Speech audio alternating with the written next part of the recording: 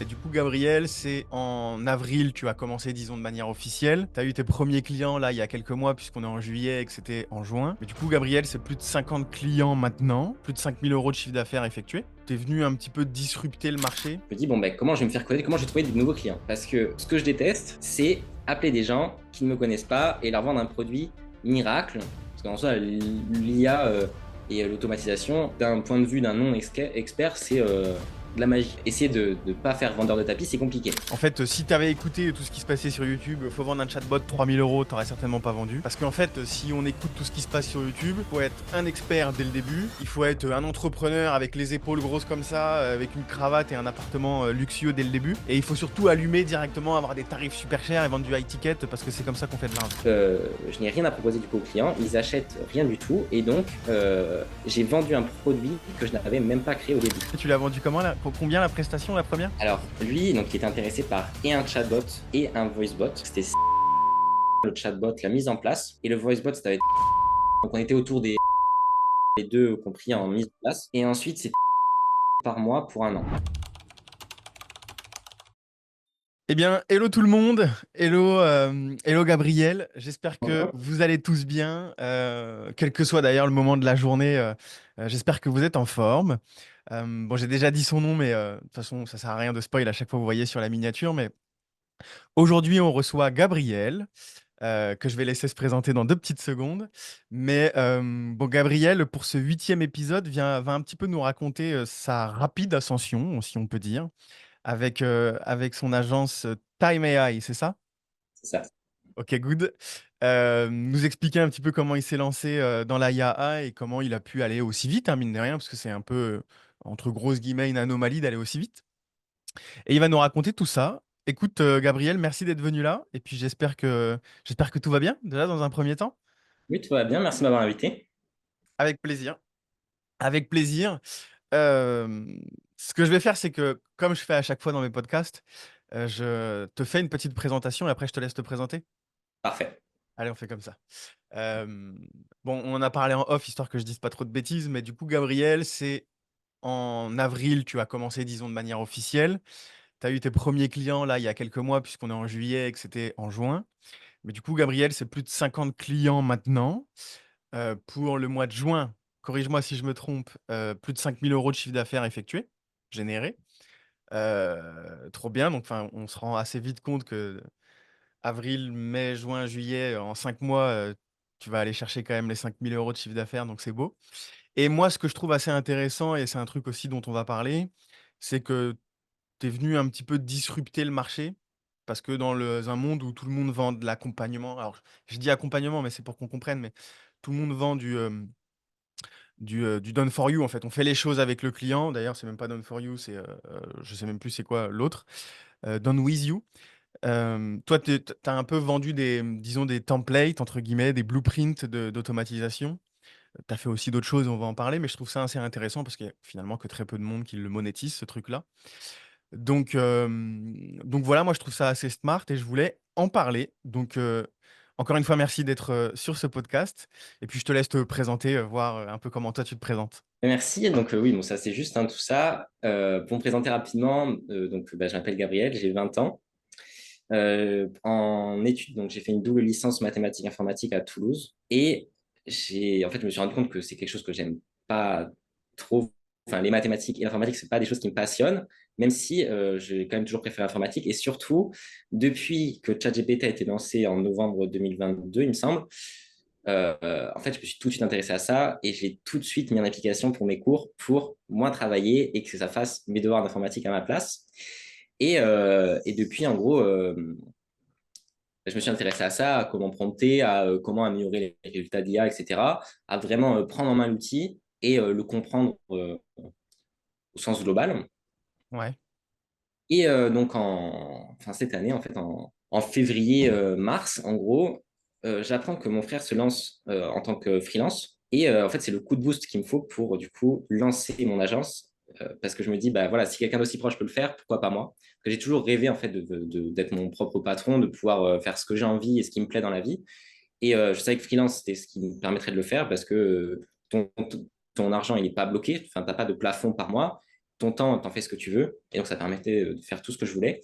Du coup, bah, il m'en a pas fallu plus. J'ai tout de suite délaissé les études. Je gardais que les TP, en gros. Et j'ai lancé mon agence. Donc, je me suis formé. Dans un premier temps, je me suis dit, je vais faire une formation sur le gain de temps. Donc, j'ai essayé de faire ça au plus rapidement possible. En une semaine, j'avais quelque chose. Sauf que je me suis rendu compte très rapidement que pour vendre une formation, il faut quoi? Il faut une audience, chose que je n'avais pas du tout, et qu'une audience, c'est pas si facile à avoir, et qu'à construire la confiance, etc., il faut du travail, il faut du temps, et que ça se fait pas instantanément. On vend, d'abord, on crée une audience, et ensuite, on fait une formation. C'est un peu le pattern que j'ai compris. Donc, j'ai arrêté cette idée, parce que j'ai bien compris que ça me rapporterait ni client ni argent. Donc, j'aurais pu construire une audience, mais ça m'aurait pris beaucoup plus de temps. Et j'ai commencé à découvrir l'IA et donc les agences à IA via Liam Oatley. Donc, je ne sais pas si tu connais, mais Américain? un Australien, je crois même, Ah euh, oui, t'as qui, raison, ouais. qui est actuellement à Dubaï. Et donc, c'est dans la figure de proue, je pense, sur l'IA. Je crois que c'est plus de 200 000 abonnés, hein, Ouais, c'est le clairement. plus gros, hein. Et donc, j'ai découvert ce business comme ça. Donc, j'ai un côté anglophone, hein, toujours, parce qu'en France, il me semble, il y a toi, il y a Yas sur YouTube, et ça s'arrête quasiment là, où des gens qui font des contenus qualitatifs un peu sur Make, il y a sur Make et les agences IA, il n'y a pas grand monde. Quand je dis qualitatif, ça va être des contenus applicables avec de la valeur et pas juste ah voilà comment on affiche la météo dans Notion avec Make. Automatisation qui est en plus disponible dans les scénarios de base, enfin bref. Donc voilà, et donc je me suis dit, bon, il y a personne qui le fait. Le gain de temps, il est immense. L'argent que les entreprises peuvent y gagner là-dessus, parce que c'est des salariés qu'on enlève, il est immense. Et donc, bah, j'ai commencé à me former sur l'IA, sur Make. Je suis directement parti sur Make parce que bah, c'est le premier scénario que j'ai vu. Du coup, j'ai téléchargé l'application. En plus, c'est gratuit. Donc, pour se lancer, il n'y a rien de mieux. Tu ne prends pas de risque, tu testes de ton côté. Et tu vois très rapidement les possibilités énormes qu'il y a avec du no-code. Et donc, bah, à ce moment-là, je me suis dit, bon, bah, let's go. Let's go, quoi. C'est parti, je crée mon truc, je crée mon agence. Je me suis tout de suite dit, bon, il faut que je crée une entreprise, même si c'est pas du tout ce que je recommanderais maintenant, mais au moins c'était créé, c'était fait. Puis pour les premiers devis, c'était pratique. Est-ce que tu as une entreprise? Oui, j'en ai une, voilà.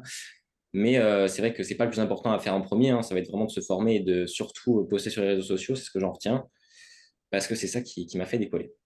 Et donc, bah Ok. voilà, Trop bien, trop bien, trop bien. Ouais, je rebondis là-dessus. Effectivement, c'est un peu le numéro un, en fait, Liam Oatley sur la niche de l'AIAA, de l'IA, en fait, que tu vas monétiser de manière générale, parce que si on parle d'IA, il y a des mecs qui sont un peu plus hauts, mais là, c'est très technique, quoi, disons. Mais ok, super intéressant. On va revenir un petit peu en arrière, parce que du coup, tu nous as dit plein de choses. On va essayer de décortiquer tout ce chemin. Mais première question qui me vient, c'est ton frère, il est plus âgé ou plus jeune que toi? il est plus jeune, il a 18 ans. C'est très impressionnant et donc ça m'a motivé instantanément. Ouais, c'est pour ça que je te pose la question. Je m'en suis un petit peu douté qu'il était plus jeune. En général, toi, quand t'as le petit frère qui arrive et qui fait un truc que toi, t'oses pas faire depuis plusieurs mois, tu te dis, putain, il y a un moment, faut que je le fasse, quoi. Ouais, j'arrête. Mais c'est cool, tu vois, ça a été un vrai élément déclencheur, comme quoi, il y a des choses qui peuvent intervenir dans ta vie qui font que, hop, c'est parti. Ok. Deuxième chose que je voulais dire, et ça, je trouve intéressant parce que, en fait, tu as fait quelque chose que la plupart des gens ne font pas, ne serait-ce que pour venir sur ce podcast. Pourquoi? Parce que, en fait, ce qui a déclenché cette invitation sur ce podcast-là, c'est que moi, j'ai un petit groupe Telegram. Je suis pas là pour en faire la promo, mais j'ai un groupe Telegram.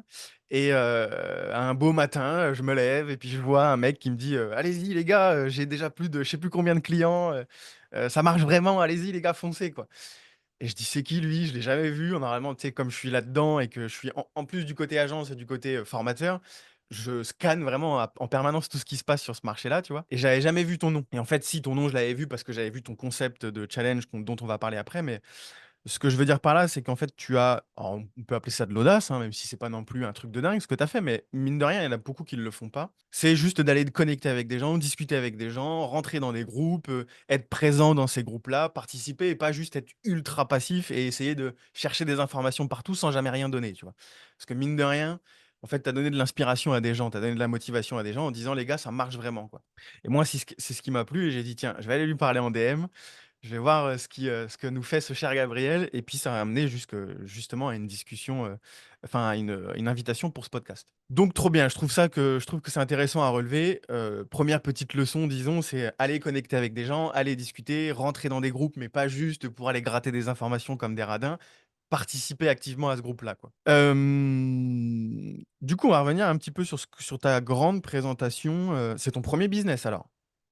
Oui, son Ok. premier business. Donc, t'as pas fait un petit peu de drop, un petit peu de trading, un petit peu de trucs comme ça avant de rentrer là-dedans? Si, l'année dernière, j'avais commencé à me renseigner sur le dropshipping, sauf que en fait, je trouvais ça un peu, enfin, très malhonnête, le fait d'acheter des produits en Chine avec 3 semaines de temps de livraison d'un produit que tu n'as même pas encore vu la couleur et vendre ça à des gens qui n'ont rien demandé et faire de la publicité.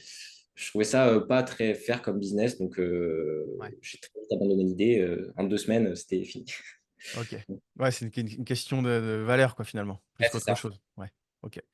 Euh, et alors, du coup, donc tu m'as dit que tu avais découvert ce business via les youtubeurs anglophones, notamment Liam. Et est-ce que tu te souviens parce que tu es dans ton quotidien, tu es en études encore au moment où tu fais ça, puisque tu m'as dit que tu faisais entre TP et entre création de contenu, etc. Euh, C'est quoi le truc Parce qu'il y a ton frère, mais j'imagine que c'est pas au moment où ton frère t'a dit je me lance que tu t'es lancé instantanément. Il y a eu peut-être un petit battement entre les deux. C'est quoi le truc qui a fait allez, ça y est, c'est parti, je le fais.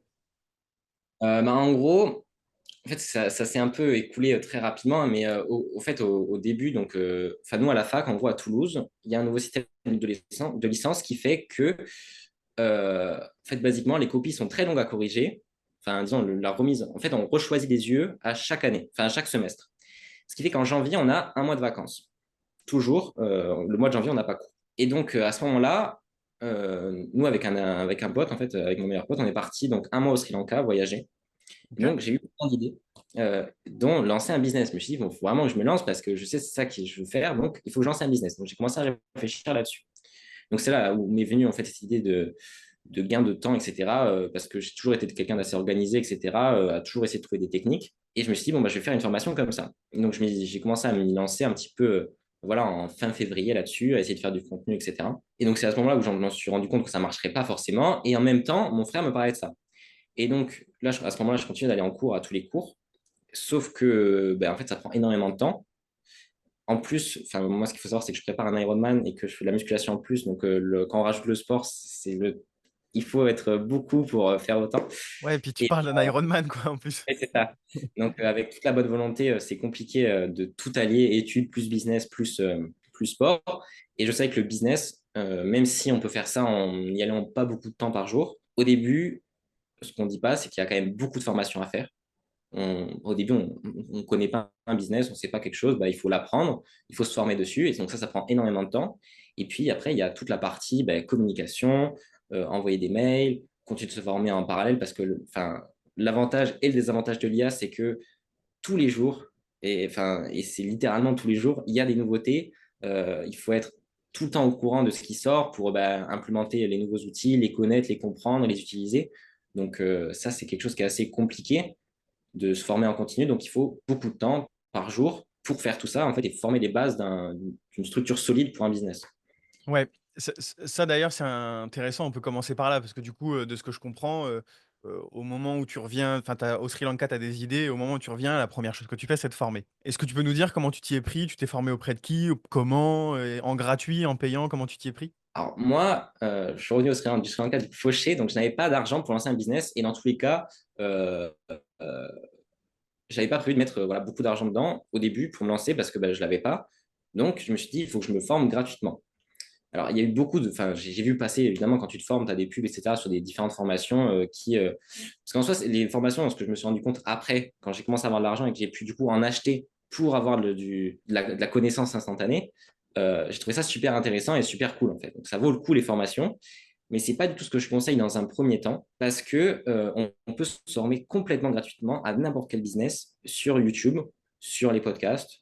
Voilà, moi, je suis un grand friand de podcasts, donc c'est pour ça que j'étais ravi de venir ici, parce que j'en écoute vraiment, mais deux, trois par jour, j'adore ça. Enfin, quand je fais du sport, j'écoute toujours des podcasts. Et donc, j'écoute des podcasts donc, américains et français, et d'entrepreneuriat. Donc, disons, je vois un petit peu comment on va créer un business, les bases. Donc, ça, c'est au début ce qui m'a permis d'être assez rapide en fait dans la création du business. Je savais à peu près quoi faire. En plus, mon frère, justement, il pouvait me donner quelques petits conseils. Et donc, j'ai réussi à construire une base solide de business. Au tout début, en fait, je savais à peu près ce qu'il fallait faire. Et en plus, avec la formation YouTube, où je me suis formé que sur ça, on va dire, hein, globalement, tout est là. Il faut juste savoir un petit peu chercher et parler anglais parce que bah, malheureusement, le contenu français est très pauvre de ressources. Donc bah, voilà, là, il y a clairement une niche à prendre, hein, bastonner du contenu là-dessus et puis ça va déboucher à quelque chose. Mais donc voilà, le contenu YouTube à fond américain et donc ça permet de se former gratuitement. C'est très important. Ouais, ouais.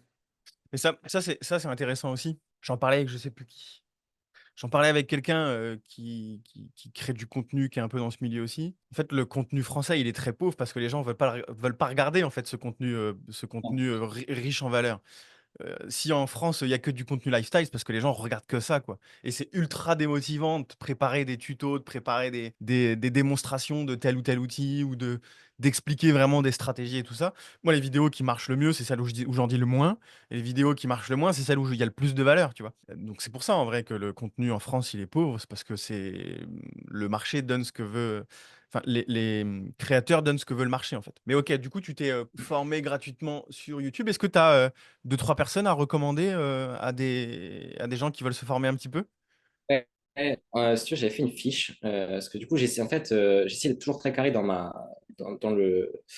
entreprise et alors j'en avais noté. Alors je peux te les dire. Alors déjà en France, on a Ludo Salem pour Ouais. tout ce qui est ChatGPT. Ça, je pense que tout le monde le connaît, hein, c'est le plus gros.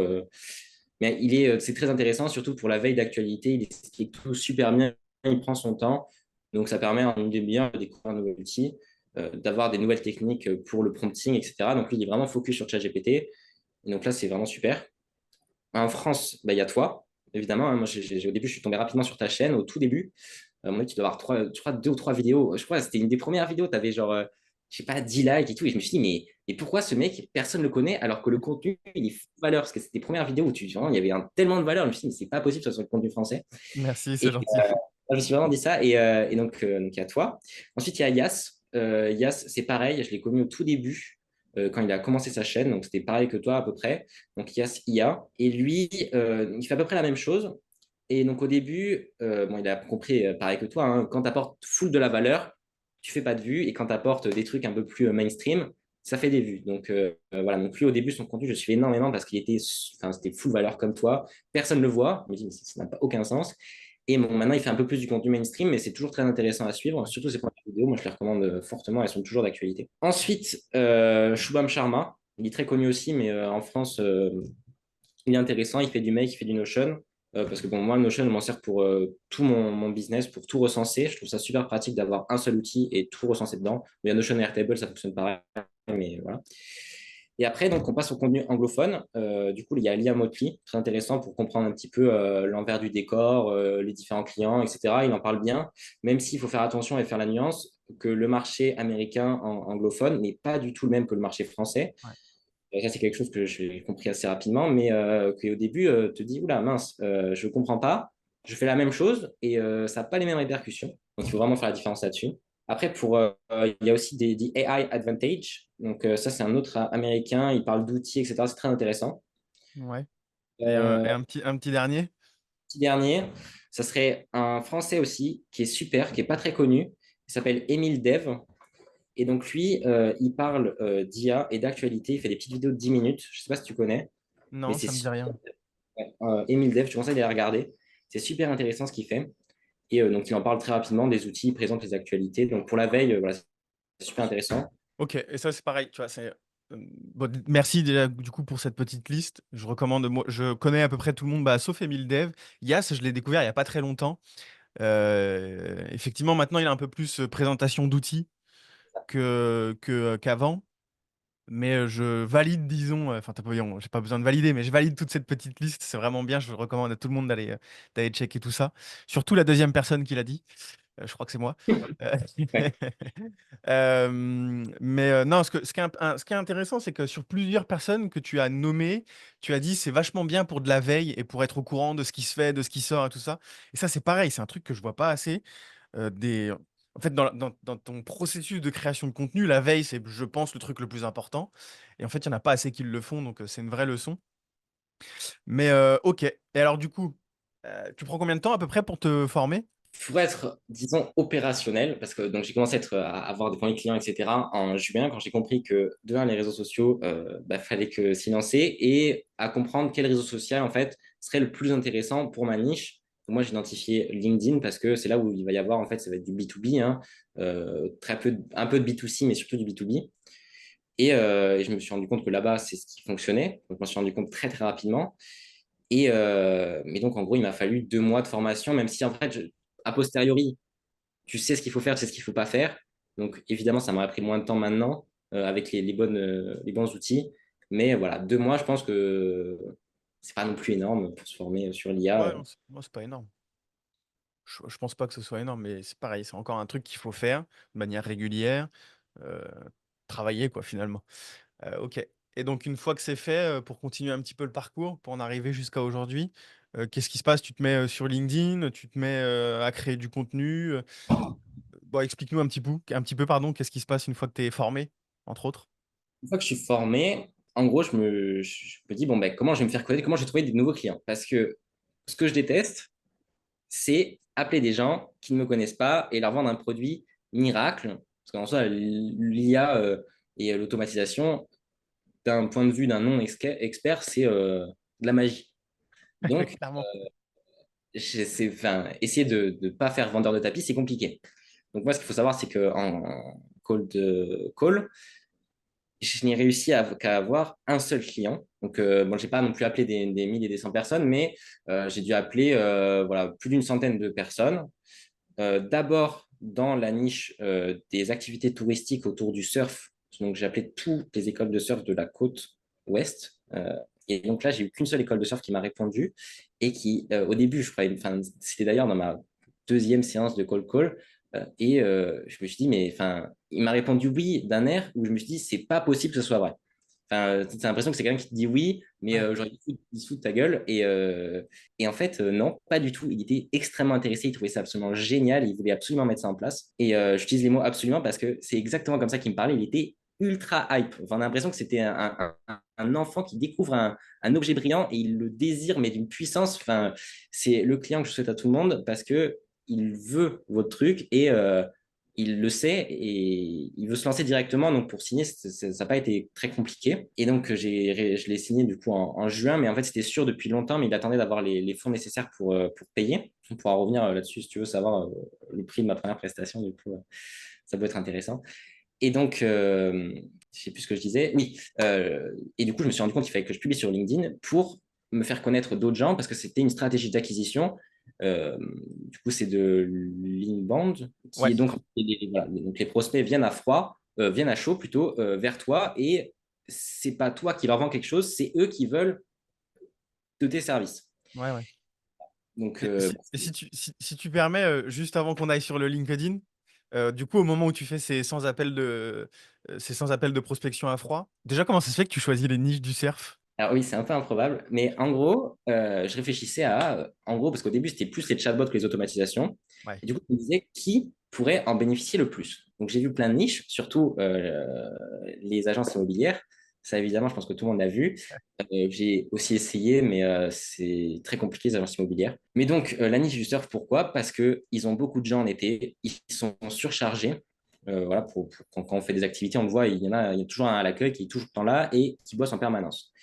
Et ce qu'il faut savoir sur les écoles de surf, c'est que ils n'ont pas énormément de personnel parce que bah, voilà, les saisons elles sont plus ou moins compliquées et particulièrement la dernière et celle-là je crois que ça commence à aller mieux mais en tout cas au tout début c'était très compliqué Ouais. donc ils ont des problèmes de personnel et je me suis dit un chatbot IA et un voicebot IA donc un voicebot c'est un assistant d'appel hein, qu'on peut configurer par exemple avec Vapi et donc un numéro c'est une IA qui répond. Je me suis dit que ce serait super intéressant pour ces écoles de surf d'avoir un assistant à moindre coût à moindre frais 24 sur 24, 7 jours sur 7 pour éviter de leur perdre des clients et en plus de ne pas perdre du temps à les appels, toujours les mêmes questions, toujours les mêmes réponses, avoir du coup un assistant comme ça. Et je me suis dit, bon, ben voilà, je vais essayer les niches du surf.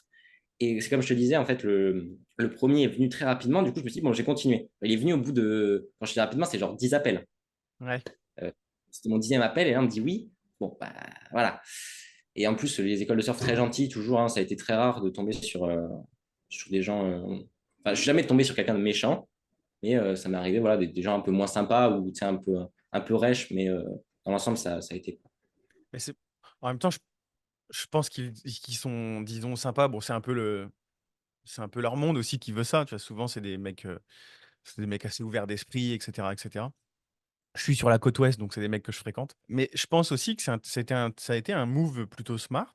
Après, ils ont peut-être pas beaucoup de budget, mais ça a été un move plutôt smart parce qu'à mon avis, ils seront.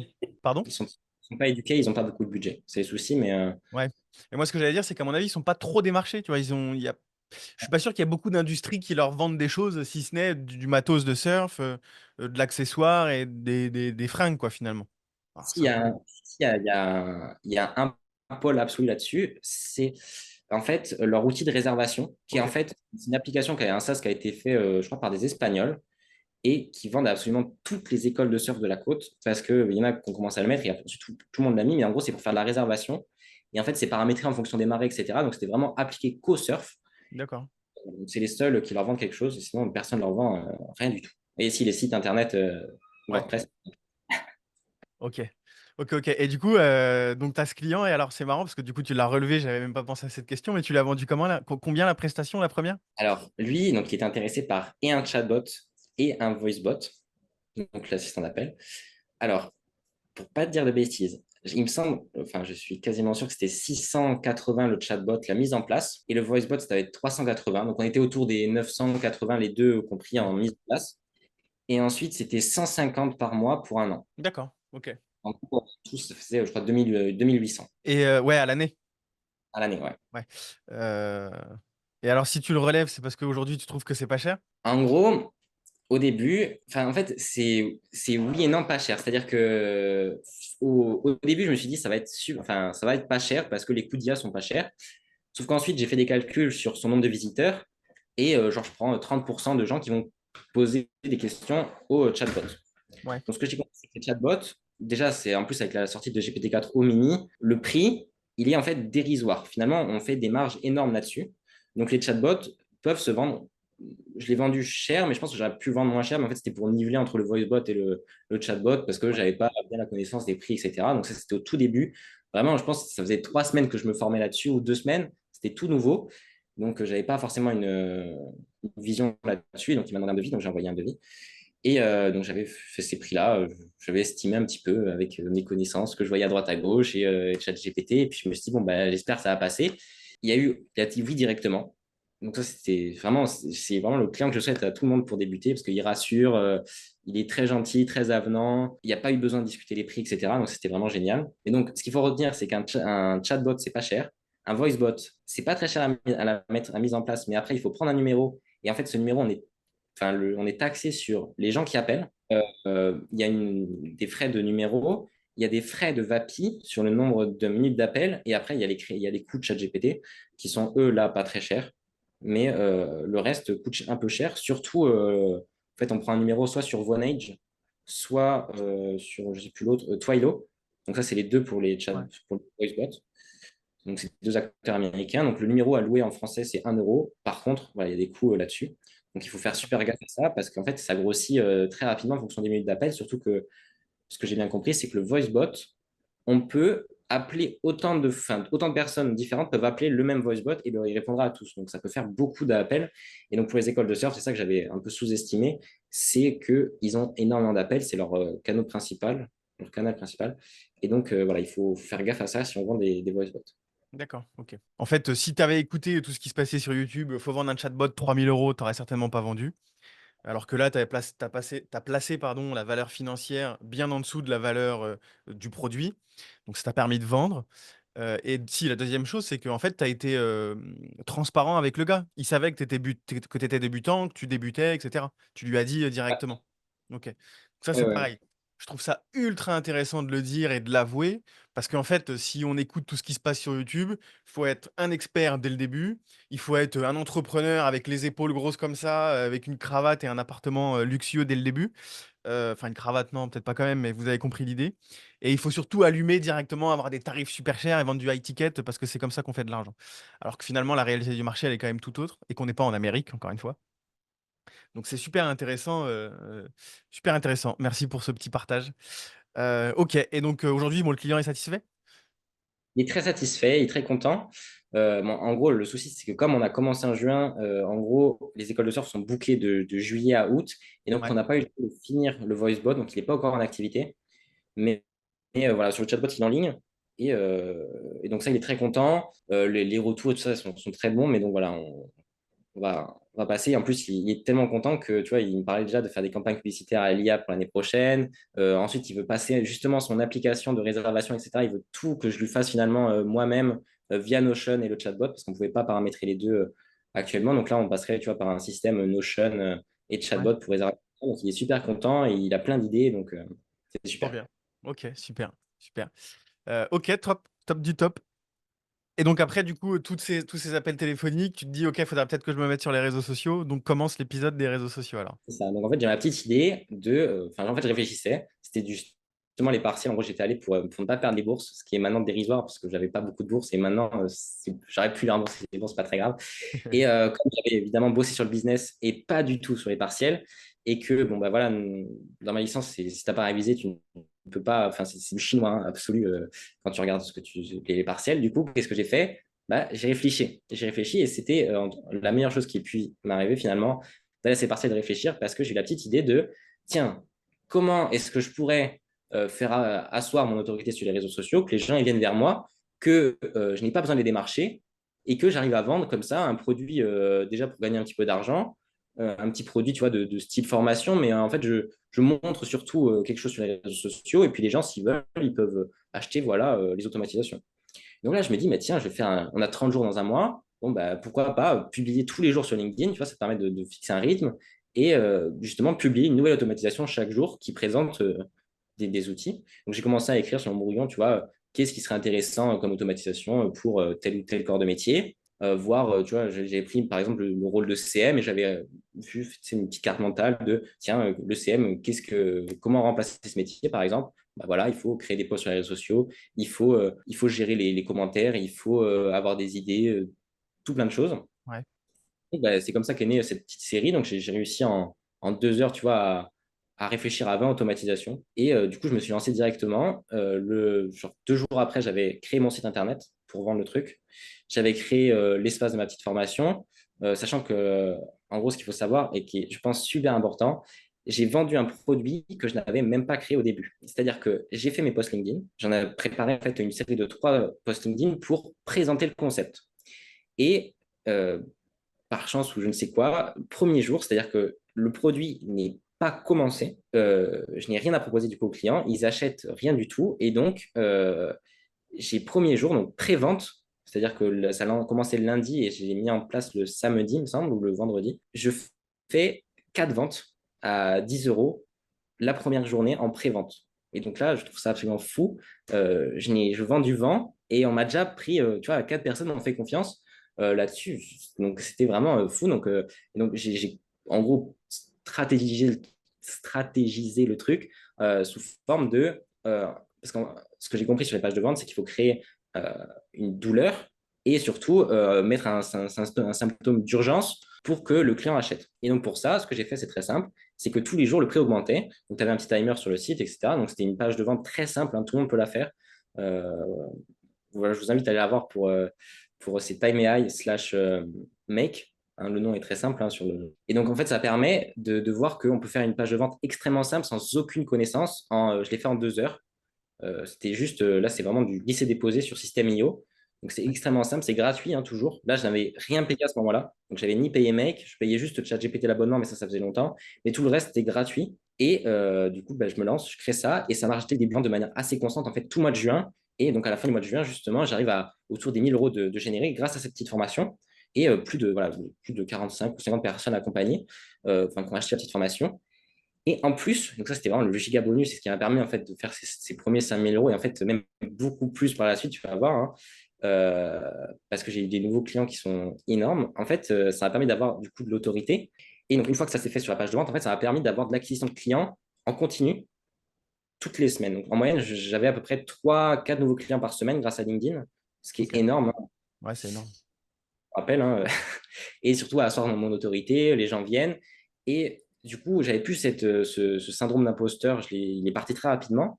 Et en fait, j'ai changé mon mindset de j'appelle des gens qui voudraient pas forcément mes services, mais il faut que je me vende, à bah, les gens prennent des rendez-vous avec moi et c'est eux qui veulent de mes services. Et donc là, ça a totalement changé Ouais. ma façon de parler et ma confiance et ma façon de vendre. Ce qui fait qu'en fait, je vendais plus. Juste les gens venaient, ils avaient un service, etc. On parlait de leur service et normalement, comme on fait là tous les deux. Et puis à la fin, ben, voilà, ils abordaient toujours la question du prix, donc ça c'était absolument génial. Donc bah, voilà, tu dis, bah, reviens vers eux, tu vois, d'ici 1 ou 2 heures, tu te mets de ton côté toi-même, après tu fais un petit devis avec Canva, donc toujours gratuit. Euh, donc je rappelle parce que c'est super important, parce qu'il y a beaucoup qui pensent qu'il faut beaucoup d'argent pour se Ouais. lancer. Hum, c'est absolument faux, hein, on peut se lancer gratuitement. Et donc, bah voilà, tu reviens, tu penses à tes devis, tu fais des prix très bas. Donc, moi, j'ai compris que je faisais des prix très bas parce que je n'ai jamais eu aucune discussion, donc je fais des oui instantanément. Quand je dis prix très bas, c'est-à-dire que des petites automatisations, voilà, à 100, 200 euros. Les plus chers que j'ai vendus, je crois que c'est peut-être 500.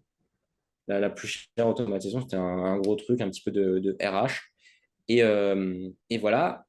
Donc, voilà, pour l'acquisition client, ça se passe un petit peu comme ça. Donc, après, c'est extrêmement simple. Ils viennent tous dans les DM. Non, c'est ultra intéressant parce qu'en fait, encore une fois, je pense que je vais le répéter souvent dans ce podcast, mais tu fais tout ce que tout ce qui est dit sur YouTube, tu fais complètement l'inverse. Alors, sans vouloir me jeter de fleurs, c'est exactement ce que je dis moi à longueur de journée. C'est faites Ouais. des trucs à prix bas. Arrêtez de croire qu'il faut appeler, appeler, appeler, appeler, appeler. Créez-vous. Enfin bref, tu fais exactement tout ce qu'il faut, en tout cas à mon sens. Et puis, preuve en est, ça fonctionne. Et tu as aussi tes stratégies, tu as aussi tes trucs. Tu vois, moi, je suis très porté sur de l'abonnement et du done with you avec le client plutôt que de vendre des blueprints ou... Après, tu as fait d'autres choses, on est bien d'accord, on va continuer à en parler, mais tu as aussi des stratégies, je trouve ça ultra smart. Pareil, ce truc de format 30 jours, 30 automatisations, je trouve ça super intelligent. Et justement, on va revenir un petit peu là-dessus. Tu te dis, je me lance sur les réseaux, tu te prépares donc ce format-là, tu te dis, je vais faire 20, 25, 30 automatisations, elles sont prêtes. Et donc, du coup, tous les jours, tu postes sur les réseaux sociaux. La première leçon, encore une fois, c'est que tu as tenu tes 30 posts tous les jours, sans aucune exception. Tu l'as fait absolument tous les jours. Ça, c'est absolument merveilleux. Félicitations, parce qu'il n'y en a pas beaucoup qui le font. Donc, c'est super intéressant de voir ça. Encore une fois, il n'y a que le travail qui paye. Et je voulais dire un truc, mais je ne me souviens plus. Mais en gros, ouais, tu t'es créé donc ta petite autorité sur les réseaux sociaux et t'as vendu tes premières automatisations comme ça. Donc la stratégie, c'était j'ai un format, je crée du contenu là-dessus et je les emmène sur une page de vente pour leur vendre des automatisations toutes faites, c'est ça? Alors, en fait, moi, j'aime les choses très simples parce que je trouve que ça enlève la friction et ça permet de créer facilement. Du coup, je me suis dit, bon, déjà, si je veux tenir sur plusieurs jours sur les réseaux sociaux, il faut que j'ai un format qui soit défini et que ce soit toujours la même chose. Donc, pour ça, j'avais un template de base pour, disons, la description LinkedIn. Parce que Ouais. donc, LinkedIn, la description, plus moi, j'ai fait sous format vidéo parce que je me disais que la format vidéo, c'était facile à faire. On a juste à filmer et ensuite, on fait une voix off. Donc, je différencie les deux parce qu'en gros, quand je m'enregistre devant une caméra au début, ce que je me suis rendu compte, c'est que tu bégayes, tu ne sais pas trop quoi dire forcément, et en plus, tu vas du coup t'y reprendre, t'aimes pas ta telle ou telle version. Donc pour gagner du temps là-dessus, en fait, et passer de mon temps que aux automatisations, parce qu'en gros, je les faisais quasiment au jour le jour, parce que j'étais toujours en retard. En plus, au début, j'avais mes clients, au début, donc tu sais, as tout en même temps, et ça arrive d'un coup, et en fait, tu n'as plus le temps de gérer. Du coup, ce que j'ai fait, c'est que j'ai pris l'abonnement à Eleven Labs pour générer mes scripts avec ChatGPT sous un template de base qui explique rapidement en fait ce que je fais. Et je le mets dans Eleven Labs en ayant cloné ma voix. Et donc, ça me permet de créer des voice-overs qui me prennent en temps, hein, littéralement 3 minutes. C'est-à-dire que je parle avec ChatGPT pour qu'il fasse le script. J'ai un GPT qui rédige des scripts LinkedIn. Selon ce que Et tu lui as dit. voilà, selon ce que je lui ai dit. Et donc, ça crée le script et je le mets juste dans Eleven Labs. Et, euh, et voilà, en fait, hein, le script est généré par l'IA, la publication est générée par l'IA. Donc, ce que je fais, c'est je crée le scénario, j'enregistre mon écran et c'est fini. Le Et, reste, c'est automatique. et c'est quoi dans ton process de création? Tu as du coup la voix off qui est faite. Et donc, je m'imagine, enfin, j'essaye de t'imaginer en train de le faire. Donc, tu écoutes ta voix off et puis tu bouges la souris en même temps? Non. En gros, je fais l'automatisation, première étape. Une fois que l'automatisation est faite, qu'elle fonctionne, je filme mon écran, je run, je montre un peu les différents modules pour gagner du temps, parce que je ne sais pas ce qui va être dit derrière. Et donc, parce que si je sais ce qui va être dit derrière, tu sais, essayes de coller à la vidéo, puis des fois, c'est pas le même temps, etc. Donc, je me suis dit, c'est pas grave, que ça soit pas parfait. Le but, c'est vraiment de poster, de se faire connaître. Et ce que je me suis rendu compte, c'est que personne ne le remarque. Ma voix clonée à l'IA, personne ne le remarque. Que la voix ne colle pas exactement au texte, personne ne le remarque. Donc, c'est pas grave. Je continue comme ça, je poste. De toute façon, je fais mes petites ventes. Les gens, sont très satisfaits. J'ai des clients. Je vais pas me casser la tête sur la création de contenu parce que je sais que pour l'instant, c'est pas là où je veux mettre de la puissance. Je veux vraiment continuer à me former, apprendre sur l'IA en même temps parce que du coup, je fais de l'automatisation et je la vends. Donc, je suis en soi payé pour apprendre. Et donc, ça me permet de vraiment la création de contenu est très simple. C'est juste, je filme mon écran. Une fois que ça c'est fait, je dis un petit peu rapidement ce que fait l'automatisation devant mes yeux, tu vois, de manière le plus brouillon possible, sans ces trames claires et tout ça. Et l'IA va faire tout derrière le Ok. script propre comme il faut. Et là-dessus, c'est fait.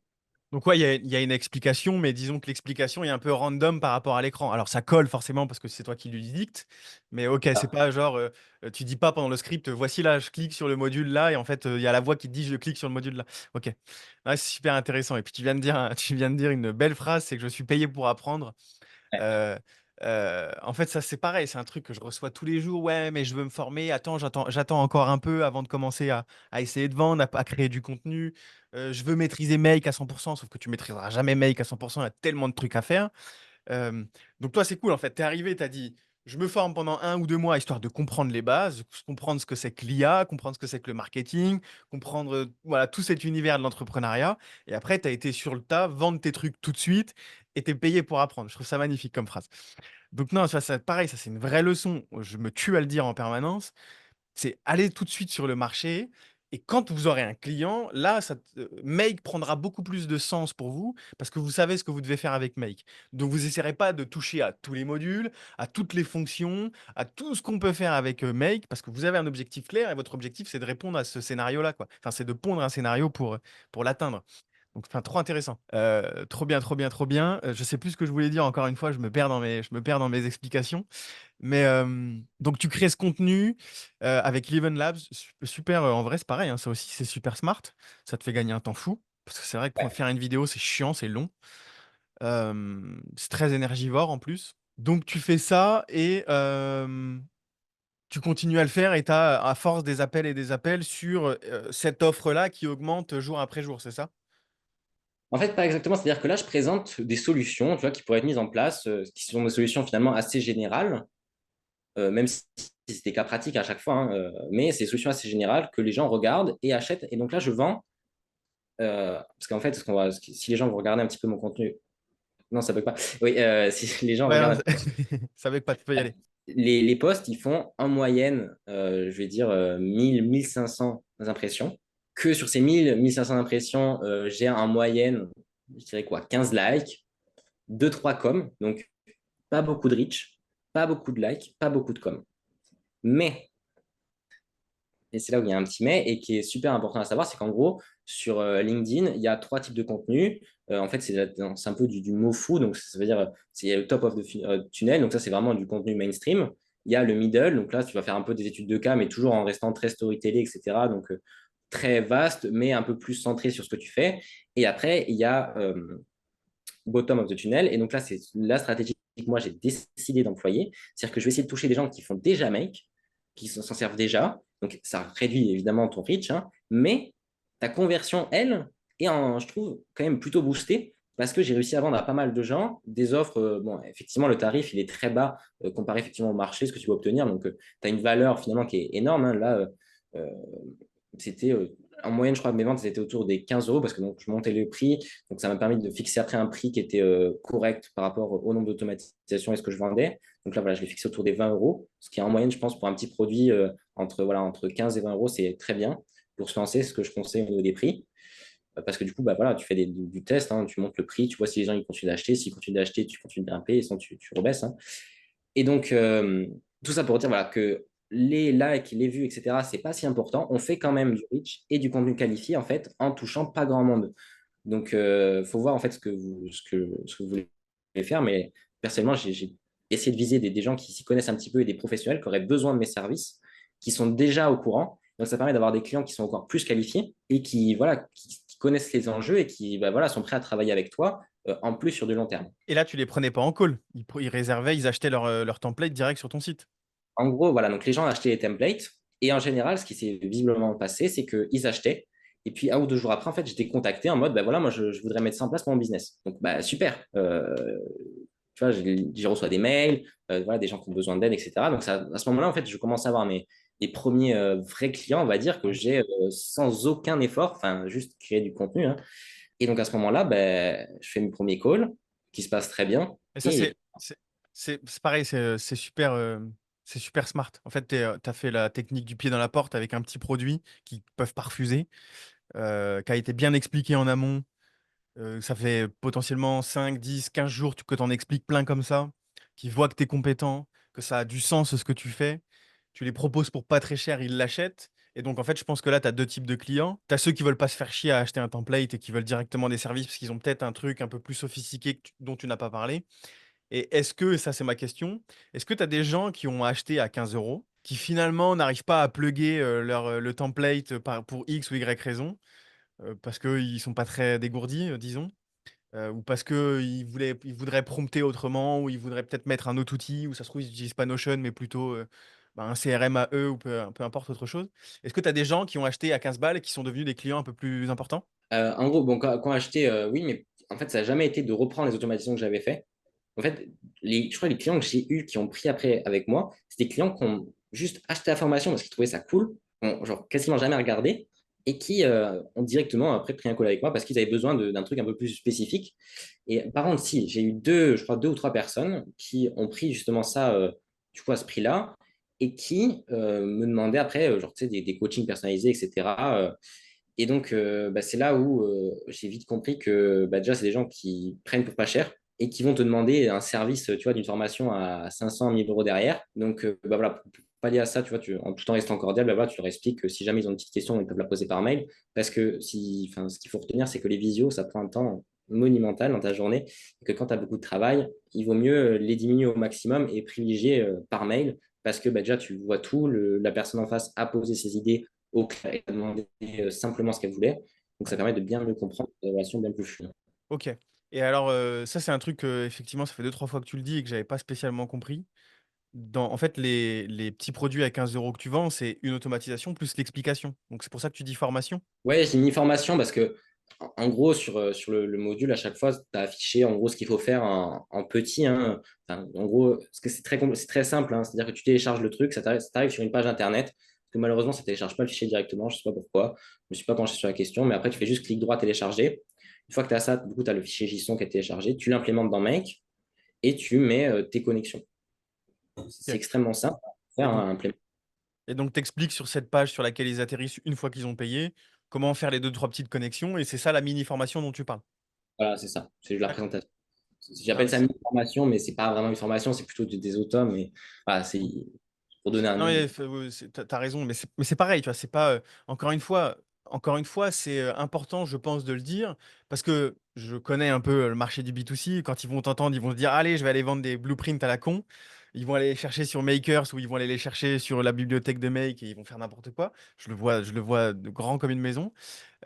Encore une fois, tu l'as un petit peu packagé le truc, c'est qu'il tombe sur une page, il y a le JSON à télécharger, mais il y a une explication autour avec ta façon de parler, tes mots, un petit merci pour la commande, un truc. Enfin, j'imagine que tu as bien créé le truc, quoi.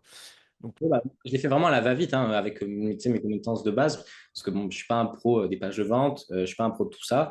Enfin, d'ailleurs, je ne me considère pas comme un pro de quoi que ce soit. Il y a tellement de choses à apprendre que ça va très vite. Mais tu vois, avec des petites connaissances que tu regardes, une petite vidéo YouTube, un petit tuto, tu apprends à droite à gauche et tu vois que voilà, tu crées une page de vente, tu sais à peu près ce qu'il faut dessus.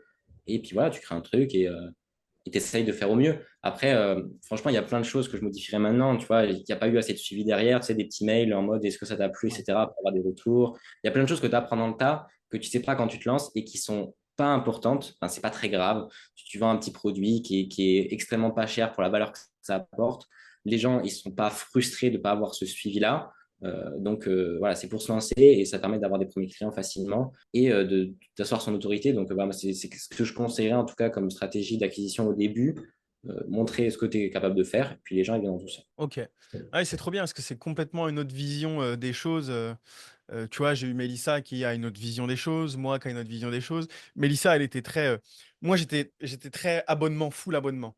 Bon, Mélissa fait ça aujourd'hui, du coup aussi d'ailleurs, mais enfin, du coup, c'est de sa décision, c'est pas de la mienne, mais elle n'était pas spécialement abonnement au début. Donc en fait, on a tous des stratégies différentes et ça prouve bien que il y a plein de façons de faire et que ça sert à rien de se copier les uns les autres ou quoi que ce soit. Mais enfin, c'est pareil, moi je trouve ça ultra intelligent. Parce que du coup, pour continuer un petit peu ton parcours, maintenant tu as des gens qui t'approchent parce que tu t'es créé une petite audience. Tu continues à poster aussi, tu continues à poster sur LinkedIn puisque j'ai vu que tu avais dit de avril à juillet, ça y est, arrivé aux 5 000 euros, etc. Donc si je l'ai vu que tu donnais aussi des conseils un peu plus marketing maintenant, puisque tu as compris des trucs, tu documentes ton parcours finalement, encore une fois. Euh, Mais ouais, pour continuer un petit peu le parcours, tu en vends encore des templates comme ça? Euh, En fait, c'est reprévu parce qu'en fait, ça a très bien marché, mais il y a plein de trucs que j'ai appris et que je voudrais du coup améliorer. Sauf que dernièrement, j'ai énormément de travail côté client, donc des vrais clients qui payent pour les services directement. Et donc, j'ai pas encore eu le temps de mettre en place, tu vois, la suite, mais en fait, j'ai prévu de faire des genres de package d'automatisation pour un corps de métier. Ok, Donc, trop bien. sur une semaine, essayer de décortiquer un métier et de proposer des automatisations en lien. Donc, voilà, en fait, j'ai des posts qui sont un petit peu prévus, tu vois, les idées, mais c'est pas fini, donc je ne peux pas le poster encore. Donc, en attendant, voilà, j'essaie de documenter un peu mon parcours parce que je trouve ça quand même intéressant. Et puis d'apporter voilà, full valeur. Dans le dernier post, justement, je partage un. En gros, j'ai tout documenté sur ma façon de faire, etc. Et disons ce qu'il faut retenir sur Notion. Donc, j'ai fait un petit guide gratuit, j'appelle ça un petit guide gratuit. Et donc, ça permet comme ça aux gens de voir ce que je fais et de voir comment eux aussi pourraient le faire. Je trouve ça vachement intéressant voilà, de s'entraider, de retirer des connaissances, etc. à l'écrit, parce que je trouve que l'écrit, c'est quand même vachement mieux que l'oral pour retenir et revenir dans le temps, en fait, et t'approprier la chose. Donc, voilà. Ok. Ouais, donc ça, c'est un peu les prochaines étapes de processiser un nouveau truc avec un nouveau format pour un corps de métier, avec le produit qui va avec. Super. Ah, c'est pareil, super smart. Et je voulais ajouter un truc, je ne sais plus. Ça, c'est les 40 degrés. Parce pour que les autres sachent, moi, je suis dans le sud et en ce moment, il fait juste 40 degrés. Donc là, ça se voit pas, mais je suis en sueur. Euh, Enfin bref, c'est une excuse que je suis en train de sortir. Je sais plus ce que je voulais dire, mais je trouve ça super intelligent de ta part de faire ça. Si, ma question c'est, étant donné que maintenant tu as finalement un peu de trésor, j'imagine, que tu n'as pas tout claqué dans une Ferrari ou dans une petite Rolex à 2 3 000 euros comme la plupart des confons, pourquoi tu prends pas un petit gars avec toi qui va pouvoir s'occuper soit de la côté facturation ou un assistant ou alors même un deuxième dev qui va pouvoir réaliser du coup passer concrètement en côté agence quoi. En gros, justement, moi, ce que j'ai compris, c'est que quand on fait de la vente justement d'automatisation et d'IA, c'est super important de s'y connaître et de savoir ce que tu vends parce que au début, je me suis vachement fait avoir. En fait, je ne me connaissais pas assez sur Make et c'est pas grave, hein. Après, tu t'adaptes et tout ça, tu discutes avec le client et c'est pas grave. Mais il y a plein de choses qu'on va te demander où tu n'as aucune idée de si c'est possible ou non. Ouais, ouais. Et si en plus, tu n'es pas dedans, bonjour pour savoir. Donc, je trouve ça super important de garder quand même un œil sur le business et comment tout ça fonctionne. Et là, justement, en gros, ça a été quasiment acté là, samedi, entre jeudi et samedi. En fait, j'ai été contacté par une nouvelle agence à Punta Cana, donc de vente immobilière. Donc là, pour le coup, l'immobilier fonctionne. Mais donc, j'ai été contacté là-bas pour s'occuper de toute la partie IA, etc. Et là, c'est un extrêmement gros contrat. Quand je dis gros, je ne sais pas si je peux parler les chiffres, mais en gros, je serai indexé sur les ventes. Ouais, mais Euh, ce truc-là, on l'a tous eu. En fait, tu l'as eu sur la plateforme de freelance? non. Bah, en fait, je vois très bien c'est quoi ce projet-là. Je dis tous, mais c'est pas tous. J'ai un élève, je sais plus c'est lequel. Si, c'est Hugo qui a eu ça. Un gars qui vend des biens immobiliers sur Punta Cana, qui vend de l'investissement sur Punta Cana et qui avait un cahier des charges juste énorme. Et en plus, il avait tout bien fait. Il avait fait des PDF super complets, etc. Ouais, je l'ai vu ce gars-là. Bah, Hugo, il l'a pas pris parce que c'est un cahier des charges beaucoup trop gros. Mais effectivement, il parlait d'avoir un pourcentage sur les ventes. Voilà. Ok, vas-y, du coup, je te laisse continuer, mais je vois de quoi tu parles. Et bon, bah, voilà, c'est exactement ça. Bon, bah, tant mieux si tu vois ce que c'est. Et donc, voilà, donc, j'ai été sélectionné. Donc, on était deux à être sélectionnés finalement, Ok. en gros. Et donc, effectivement, le cahier des charges est énorme. Ah ouais.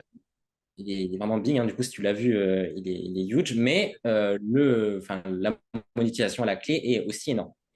Donc voilà, donc c'est super intéressant. Moi, je trouve que c'est un projet qui est dans tous les cas captivant. Et c'est vrai que, même si j'en ai en plus parlé avec lui, hein, mais au début, je me suis dit, oula, euh, quand je fais des calculs et quand il me montre ses calculs, parce que du coup, on appelle plusieurs fois, tout ça, il m'a montré en vrai les calculs, les expectations, en français, les Projection. projections. Voilà. Merci. Et donc, il m'a montré tout ça et je me suis dit, oula, euh, c'est à Punta Cana. Les projections, elles sont big, tu vois. C'est pour un petit freelance comme moi, même si voilà, je gagne très bien ma vie, surtout comparé à tous les gens autour de moi. euh, Là, on parle quand même de plusieurs dizaines de milliers d'euros par mois. Donc, je me suis dit, oula, ça sent l'arnaque. Parce que enfin, je me suis dit, c'est pas possible. Et donc, après avoir discuté avec lui, déjà, bon, mais il m'a rassuré. Et surtout, j'ai bien compris le système, c'est-à-dire que, en fait, en s'occupant du tout le back-end, c'est moi qui hoste le back-end et lui n'a pas de regard dessus et surtout ne maîtrise pas les outils. Donc, c'est-à-dire que, et j'ai compris, c'est à ce moment-là que j'ai compris que ça ne pouvait pas être une arnaque parce que sinon, c'est lui, il se fout un doigt dans l'œil immense. De un, en fait, déjà, on a pu négocier un salaire de base si jamais il n'y a pas de vente. Et en plus de ça, j'hoste toute la partie process. C'est-à-dire que s'il me plante sur il ne me paye pas ou quoi, son business est à l'eau parce que je gère toute la partie avec, Ouais. il y avait plusieurs agents, etc. Donc c'est à ce moment-là que j'ai compris que, bah, en fait, go, ça vaut le coup. Ouais, c'est C'est cool. une opportunité. Ouais, nous, enfin, je dis nous parce que je me suis occupé du dossier avec mon client, avec mon élève. J'aime pas trop dire élève, mais enfin, bref. Et Et effectivement, je lui ai dit, c'est un poil gros, lui. C'est un poil gros. Je trouvais ça un peu bizarre aussi. Mais finalement, tu vois, ça a été une bonne façon de faire, de négocier un salaire déjà, un minimum garanti, j'imagine qu'il l'appelle comme ça. Et donc, c'est toi qui as vraiment la main mise sur tout l'aspect technique. Si demain il te fait chier, tu appuies sur off, il n'y a plus rien qui tourne, quoi. et Donc, là, ça, c'est la suite. Oui, absolument. ouais, ouais, Mm. c'est clair. Ok, super intéressant. Donc là, c'est un petit peu finalement le sujet du moment. Il faut un peu processiser tout ce que tu fais, recruter peut-être un mec avec toi. C'est en gros de ce contrat-là, je me suis dit, bon, bah, parce qu'en gros, en parallèle, j'ai peut-être 5-6 clients, tu vois, qui vont venir sur du récurrent, qui vont voilà, me demander d'autres choses, etc. Donc, il faut que je continue ces clients-là, déjà, et en plus, je compte continuer cette acquisition client. Ouais, Voilà, pour important, ouais. faire partie l'entreprise au maximum, pas mettre tous les dans le même panier, ça, je trouve que c'est super important. Et donc, pour ça, bah, je me suis dit, bah, il faut que je commence à recruter quelqu'un qui fait du dev parce que bah là, ce projet Punta Cana, je vais devoir m'y mettre quasiment à plein temps parce que bah, voilà, tu as vu le cahier des charges, il est immense, il y a plein de choses à faire. Même si bon, j'ai des automatisations qui sont déjà faites, il y a énormément de choses à revoir, surtout que pour ceux qui ne savent pas, en fait, c'est dans plus de 19 pays. Donc, par exemple, sur toute la com réseau social, des réseaux sociaux, c'est 19 coms différentes qu'il faut faire. Et voir un petit peu plus parce qu'il y a une partie aux États-Unis, et les États-Unis, c'est divisé par État. Donc, par État, il ne va pas y avoir les mêmes trends, les mêmes, etc. Donc, il y a énormément de travail à faire là-dessus. Donc, c'est un super beau projet qui va demander beaucoup de travail. Et donc, pour ça, voilà, il va falloir que je commence à recruter. Donc, là, j'ai commencé un processus de recrutement. J'ai essayé de mettre voilà, des potes à moi qui sont justement qui font de l'informatique et essayer de les former là-dessus. Donc, je les ai lancés dans le processus de formation et Ok. pour eux prennent mes autres clients que j'ai déjà, que déjà je connais comment, enfin, déjà comment ça se passe, etc. Continuer moi-même les visios et eux, en gros, les employer en tant que freelance et qui fassent juste des genres de contrats pour moi, des missions où, voilà, si j'ai pas le temps de m'en occuper, ils vont s'en occuper. Donc, ça me permettra en plus de gagner de l'argent en plus. Parce que bah, voilà, c'est vrai que moi, tout cet argent que je gagne, je trouve ça super bien, hein, je ne dis pas le contraire et j'en suis très fier et très content. Mais bah, tout seul, ça ne me sert pas à grand-chose. Et c'est vrai que bah, enfin, mes potes, ils sont pas en mode ah, tu vas tout nous payer, nanana. Ils veulent gagner leur propre argent pour pouvoir voilà, qu'on fasse des choses ensemble. Et comme on a plein d'envies, plein d'idées, bah, je me suis dit, bon, bah, on va allier les deux et ils vont bosser pour moi et on va faire des trucs. Ok, trop bien. Donc c'est que le début finalement d'une grande aventure, quoi. Ah, c'est ça, c'est ça. Et ça, c'est pareil. C'est trop bien d'en parler parce que les gens veulent arriver à ce moment-là de ton petit parcours. Dès le début, en fait. Et ils veulent pas passer par il faut que je me forme, il faut que je me tape des clients qui sont à tout petit prix. En fait, tu passes 12 heures de ta journée pour avoir vendu un template à 15 balles. Il faut créer du contenu tous les jours. En plus, c'est de la vidéo. Et puis, il faut réfléchir à comment tu vas pouvoir le créer de manière régulière et consistante tous les jours. Donc, tu réfléchis à un process avec Eleven Labs. Enfin, tu vois, tu es passé par tout ce truc où la où 98%, 19% des gens veulent pas passer, alors que c'est ultra obligatoire. Et ça te permet d'en arriver là où, en fait, il y a un mec qui finit par te sélectionner. Parce que si c'est arrivé jusqu'à mes oreilles, c'est qu'à mon avis, il y a eu beaucoup de monde sur le dos, mine de rien. Ouais, il m'a dit qu'au début, ils étaient 15, ensuite on a été la moitié sélectionnés pour la deuxième phase des visios, et puis ensuite on a fini, je crois qu'on était 4, mais il en a viré un, et puis après on était 3, et le dernier a été voilà, viré comme ça. Il était pas, c'était lui, sur le dernier qui était sélectionné, ce qu'il m'a dit, c'était que c'était, en gros, c'était 2 ou 3, c'était une agence, donc voilà, il a pas sélectionné, il a trouvé voilà, un petit peu un manque il a trouvé super, hein, mais voilà, peut-être un manque de fonctionnel, on va dire, dans son Ouais, ouais. approche. Mais tu vois, enfin, aujourd'hui, si c'est toi qui as été pris dans ce truc-là, qui est un gros projet, parce que si ça marche, ce truc-là, moi, c'est pareil, je me suis dit la même chose. Je dis ça pue un peu. Je pense que le mec, il est un peu confiant dans ce qu'il est en train de raconter, quoi. Si ça marche, ça peut t'emmener vraiment très très loin. Ça peut te déboucher sur d'autres contrats, similaires ou non, avec d'autres grosses entreprises. Donc ça peut être une vraie porte d'entrée sur plein d'autres trucs. Puis en plus, ce qui est assez intéressant, c'est que au-delà de l'aspect financier, ça va t'apprendre beaucoup de choses sur la gestion de projet, etc. Et ça, sur ton CV d'entreprise, pour aller choper d'autres contrats de ce type-là, enfin, c'est juste la meilleure chose à faire finalement. Donc non, félicitations. Et puis bon, on en revient toujours à ce truc de commencer petit. Après, tu feras des trucs un peu plus gros, tu auras un peu plus de clients, et puis tu finiras par avoir un vrai contrat, quoi. Donc félicitations. Maintenant, ce petit parcours qui est vachement bien, qui rapporte beaucoup d'argent, il est quand même anormalement rapide. Il est très très rapide et enfin, je suis complètement conscient, tu vois, que c'est à mon avis un cheminement de bons événements Ouais. qui a, parce que c'est vrai que percer aussi rapidement, c'est anormal et trouver des clients comme ça qui ont une telle confiance. Alors, je sais pas si ce que j'ai fait, tu vois, c'était si bien que ça ou si, bah voilà, j'ai eu beaucoup de chance. Mais dans tous les cas, c'est vrai que c'est très très très rapide. Ouais, ouais. Alors, attention, hein, tu l'as mérité, tu as grave bossé pour ça, etc., etc. Et, enfin, c'est toi qui l'as provoqué. Le, l'élément déclencheur, c'est quand même toi de base. Mais effectivement, c'est anormalement rapide, quoi.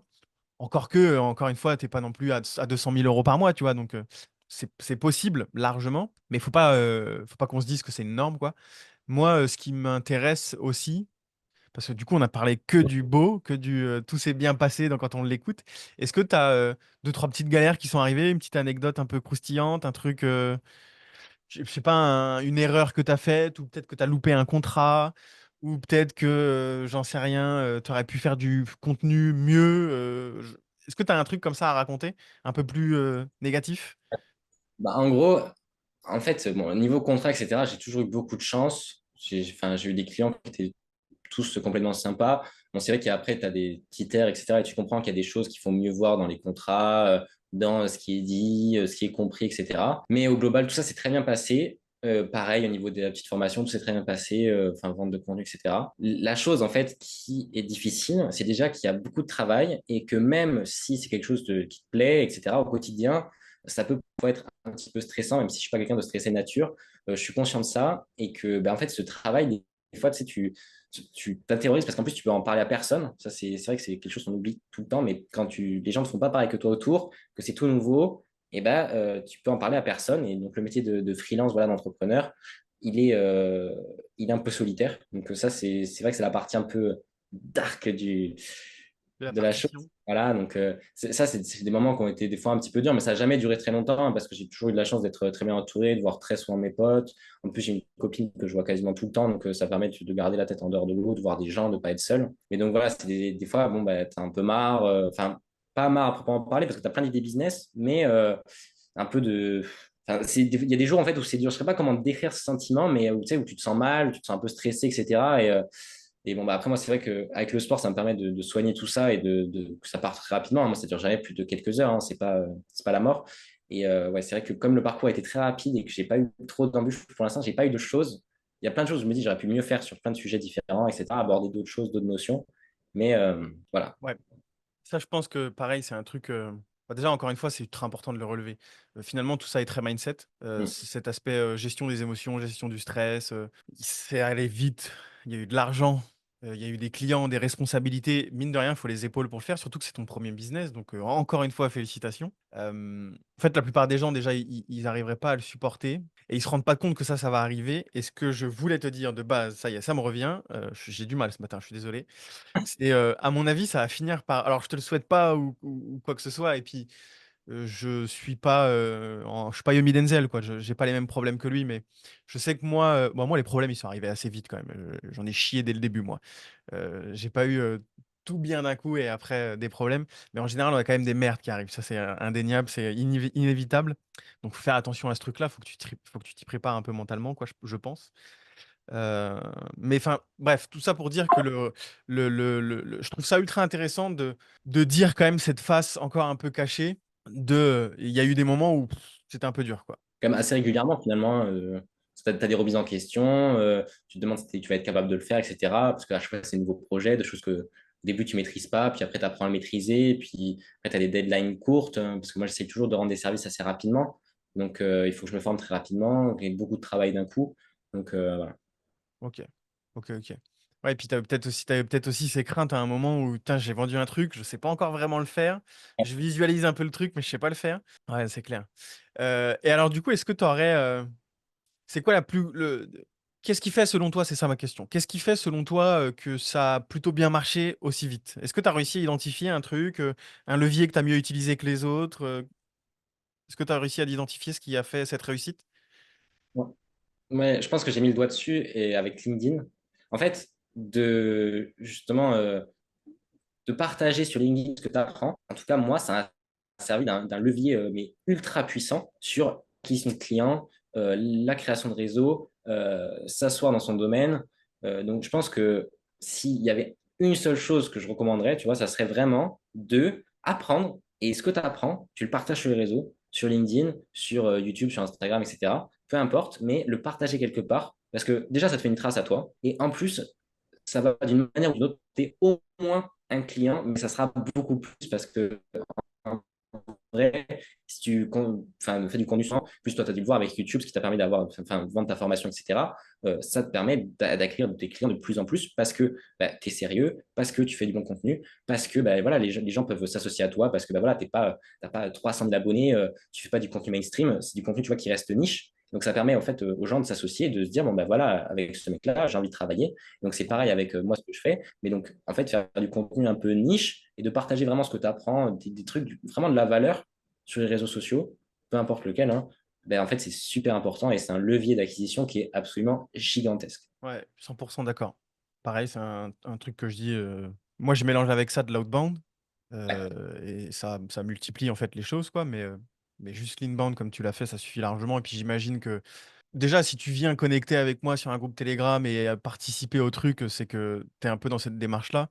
Je pense que dans tes DM, il y a des conversations ouvertes absolument tous les jours, que tu dois envoyer des messages comme tu dois en recevoir. C'est que pas tant que ça parce que j'ai pas le temps, mais c'est vrai que c'est quelque chose que j'ai vraiment envie de mettre en place. Tu sais, dès qu'il y a un nouvel abonné, tu envoies un petit message, etc.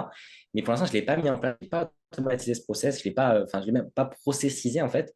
Donc pour l'instant, j'ai que des gens qui viennent me parler et c'est vrai que je prends pas le temps de faire ces choses-là parce que bah, ça prend du temps, hein, mine de rien, de Ouais. contacter les gens, etc.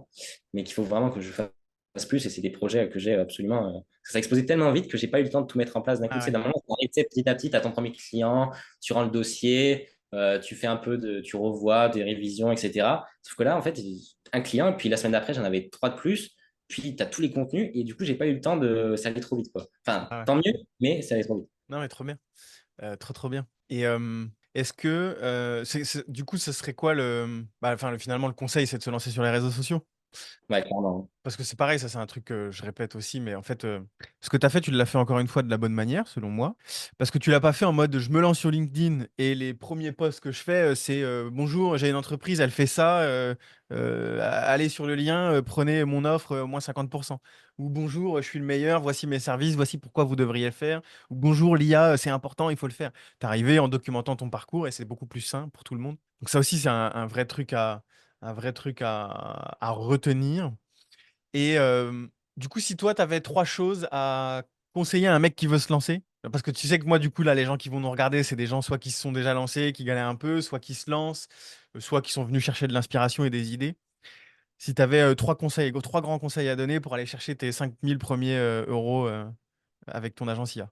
Déjà, premier, la base, ça va être parler anglais pour une seule raison, c'est que le contenu intéressant, il est parlé en anglais sur YouTube. Ouais. Donc, si on veut se lancer, il faut de un, parler anglais et de deux, regarder vraiment plein de vidéos sur l'IA, sur l'automatisation, sur les nouveaux outils, etc. pour en fait les prendre en main et pouvoir ensuite partager ça. Mais donc la veille, c'est la chose la plus importante et donc parler en anglais pour faire de la veille, c'est nécessaire. Donc on s'abonne à des newsletters, on va chercher des chaînes YouTube un peu niche qui n'ont pas beaucoup d'abonnés, qui partagent full valeur. On va, je sais pas moi, se mettre sur des articles, regarder des forums, des groupes Telegram justement, un peu à droite à gauche pour se former là-dessus et tout ça gratuitement. Hein. Pour ceux qui se lancent, ce qu'il faut savoir, c'est que c'est gratuit tout ça. Donc ça, c'est le premier conseil, faire de la veille. Ensuite, une fois qu'on a fait de cette veille-là, bah, ça nous permet déjà d'avoir des idées, parce que bah, c'est pas toujours facile d'avoir des idées. Poster sur les réseaux sociaux, souvent c'est compliqué, et donc bah, il faut avoir des idées. Donc d'abord cette veille. Une fois que cette veille elle est faite, moi je dirais vraiment création de contenu, à vraiment envoyer tous les jours, pas se fait, enfin, tous les jours ou au moins 5 fois par semaine sur les réseaux sociaux style LinkedIn, parce que bah, plus ça serait pas intéressant. Les gens seraient peut-être saoulés ou il n'y aurait pas forcément plus de reach. Et après, bon, en fonction des réseaux sociaux, c'est YouTube, ce serait, je sais pas, une ou deux vidéos par semaine, mais en tout cas, asseoir le plus souvent possible sa création de contenu et son autorité en fait un peu partout. Donc, et documenter justement son processus. Donc, soit comme je l'ai fait en montrant bah, voilà, ce que j'apprenais chaque jour, sous forme bah, voilà, d'automatisation dans mon cas, hein, mais ça pourrait être n'importe quoi avec l'IA, je sais pas, des prompts qui font des choses tout à fait folles. Donc ça va être donc le se faire connaître. Donc une fois qu'on a cette veille qui est mise en place, donc on connaît les nouveaux outils, on sait quoi poster, on a les nouvelles idées, on est au courant des nouvelles trends, etc. Qu'on poste, qu'on commence à se faire connaître. La dernière chose à faire, ça va être d'arriver à transformer en fait cette personne qui te rencontre, qui te connaît, en client. Et donc, bah, pour ça, il y a engagé sur les réseaux sociaux quand quelqu'un s'abonne, quelque chose que je ne fais pas, mais que je recommande grandement. Envoyer un petit message de salut, bah, voilà, pourquoi tu t'abonnes, ou merci d'avoir liké mon post, ou des trucs comme ça. Ça, c'est super, ça permet en plus de créer de la proximité, etc. Donc, au début, je pense que c'est super de faire ça. Après, ça serait vraiment de documenter et se former en fait en continu sur le reste, faire des nouveaux outils et voir ce qui fonctionne. Faire des tests, en fait, des tests AB, on appelle ça de l'A/B testing, hein, mais faire des tests de niche, de choses.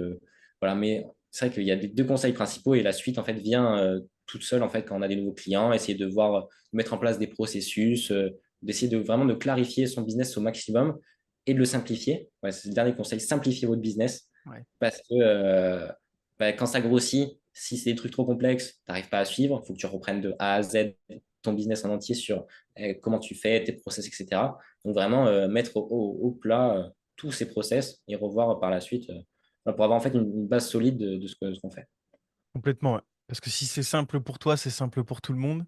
Et comme tu l'as très bien fait, un seul réseau social, une seule page de vente, un seul produit finalement. Pour aller un petit peu plus loin dans ce conseil marketing, euh, d'ailleurs, si ça vient à une question, enfin, il y a une question qui vient avec, finalement, à chaque fin de vidéo ou dans la description, tu mettais un call to action vers ton site?